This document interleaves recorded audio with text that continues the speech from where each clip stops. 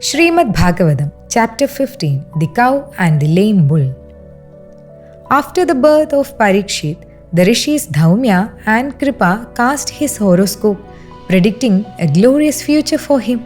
They said he would be as noble as Rama, as generous as Shibi, and as great an archer as Arjuna.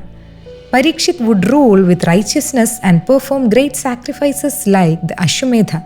Indeed, after being crowned, Parikshit ruled justly, much like his grandfather Yudhishthira.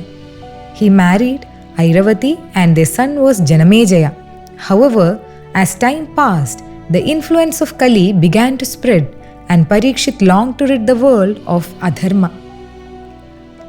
One day, on the banks of the Sarasvati River, Parikshit encountered a tragic scene. A cow representing Mother Earth stood crying, and a bull representing Dharma limped on just one leg.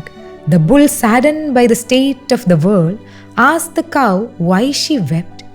The cow responded, mourning the decline of righteousness and the departure of Lord Krishna. Without his presence, the world had lost its purity and the rise of Kali was inevitable. The bull too lamented the future as Kali sought to destroy the last leg of Dharma, truth. As they spoke, a low-born man disguised as a Kshatriya approached and began to beat the bull, trying to break its last leg. Parikshit, arriving in his chariot, saw this cruelty and was enraged. He quickly intervened, drawing his bow and threatening the man who embodied Kali. Parikshit, with compassion, consoled the bull and cow, assuring them that he would destroy Kali and protect Dharma. The bull, who was Dharma incarnate, acknowledged Parikshit's righteousness but spoke of the complex cause of Adharma.